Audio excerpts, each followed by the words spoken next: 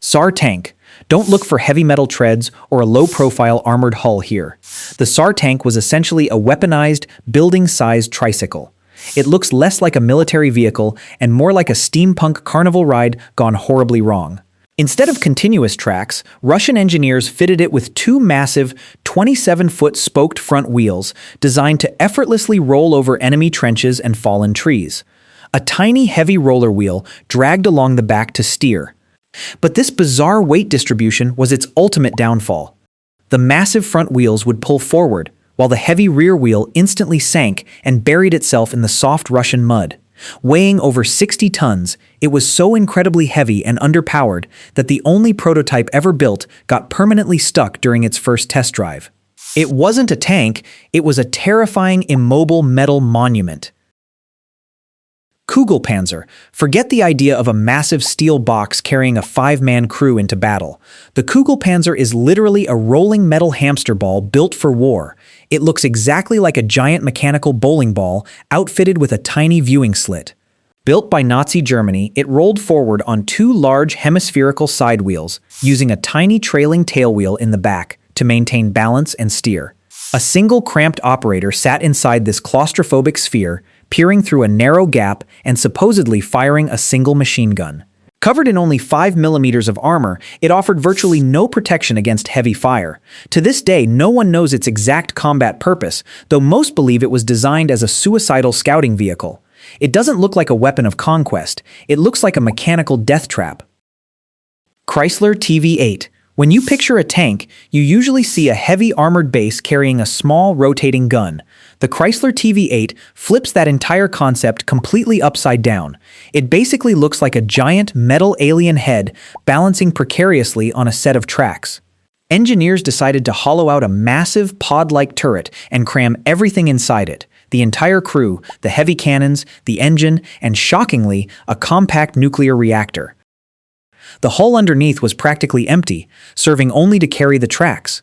Because the massive turret was completely watertight, this radioactive beast was actually designed to float across rivers while firing.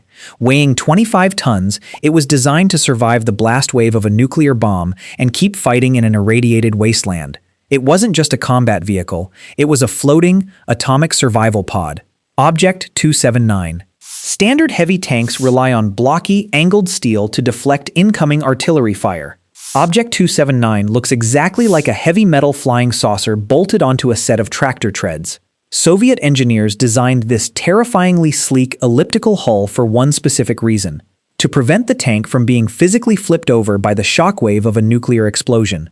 Because its massive 60-ton weight would easily sink into the muddy Russian terrain, it didn't use 2 tracks, it used 4 continuous treads to spread the load, allowing it to glide over swamps that would swallow normal tanks. Coated in heavy radiation shielding and armed with a massive 130mm cannon, it was built for the apocalypse. What? When you look at its smooth, alien shape, it doesn't look like it belongs on a battlefield. It looks like it belongs on another planet. Progvev-T gas dynamic trawler. Clearing a hidden minefield usually requires careful digging or heavy steel flails slamming the earth. The Soviet Progvev-T simply chose to violently melt the ground instead. It looks exactly like a massive jet engine violently strapped to the top of an armored chassis. Engineers took the engine straight out of a MiG-15 fighter jet, bolted it to a 37-ton tank base, and pointed the exhaust nozzle directly at the dirt. Instead of firing bullets, it blasted a relentless, screaming hurricane of superheated jet exhaust into the soil, physically blowing away the dirt and instantly detonating hidden landmines with sheer heat and pressure. It burned through fuel so incredibly fast that it could only operate for short, explosive bursts. It didn't fight other tanks, it acted as a weaponized mechanical dragon breathing fire on the earth. Antonov A-40. Transporting heavy armor to the front lines usually means loading it onto heavy trains or massive cargo ships. The Soviets decided to just let the tank fly itself. The Antonov A-40 was literally a combat tank glued directly into a giant set of wooden biplane wings. To make this absurd concept work, engineers took a light T-60 scout tank, attached massive canvas wings and a twin tail, and had a heavy bomber tow it into the sky. The idea was to release the tank mid-air, let the crew glide it silently behind enemy lines, shed the wings upon landing, and immediately open fire. But to make it light enough to fly, they had to strip out almost all of its fuel, ammunition, and armor. It was tested only once before the military realized the insanity of the design. It wasn't a tactical advantage, it was a desperate, gravity-defying gamble. Bob Semple Tank. If an army doesn't have access to military steel or heavy factories, they usually buy weapons from allies. In World War II, New Zealand decided to build their own armor out of a farm tractor. It looks exactly like a motorized garden shed, draped in corrugated roofing iron. Fearing a Japanese invasion, the Minister of Public Works ordered commercial bulldozers to be covered in heavy metal sheets, with 6 machine guns awkwardly sticking out of tiny metal flaps. The armor was so rudimentary that the crew had to sleep on mattresses over the engine just to dampen the vibrations. When it moved, it shook so violently and was so incredibly heavy that it could barely change gears without stalling, making aiming the weapons almost impossible. It lacked the elegance of any actual military engineering. It was an act of pure, desperate DIY survival. Praying mantis. Most armored vehicles try to stay as low to the ground as possible to avoid being targeted. This bizarre British experiment chose to physically stand up. It looks like a mechanical insect, creeping slowly over brick walls. Built on a low-profile tracked chassis, this vehicle housed 2 crew members who lay completely flat on their stomachs. When they needed to fire over a wall or a hill, they engaged a hydraulic hinge that violently raised the entire front half of the vehicle high into the air. This elevated the gunners over 11 feet off the ground, allowing them to shoot over obstacles while the base stayed hidden. However, the rocking motion of driving while elevated caused such severe motion sickness that the crew could barely function. It wasn't a practical weapon. It was a nauseating, robotic bug. 1K-17 Shotty. Forget firing explosive shells or heavy armor-piercing rounds.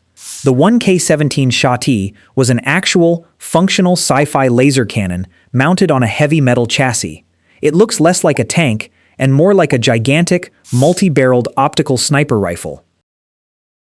Unveiled by the Soviet Union in the 1990s, the massive turret housed an array of artificial rubies used to focus a blinding, multi-channel laser beam across the battlefield. It wasn't designed to blow up walls, it was built to permanently blind enemy optics, completely frying the sensors of incoming missiles, helicopters, and enemy tanks. Generating the intense flashes of light required a massive 30-kilogram synthetic ruby and immense internal generator power. Hidden from the public for years, it feels entirely out of place in modern history. It is a terrifying glimpse into a futuristic light war. Goliath tracked mine. You usually expect a tank to be a massive, terrifying behemoth that shakes the ground. The Goliath was essentially a weaponized remote control car packed to the brim with high explosives. Barely knee-high, it looks like a miniature metal shoebox sitting on tiny caterpillar tracks. Developed by the German army, operators would steer this tiny drone from a safe bunker using a long, spooling joystick wire connected directly to the back of the machine. They would quietly drive it underneath heavy Allied tanks or against fortified bunkers before detonating its 220-pound explosive payload, completely vaporizing itself and the target. While slow and easily disabled if its control wire was cut, it foreshadowed the modern era of drone warfare. It wasn't designed to survive the battle, it was a mechanical suicide bomber.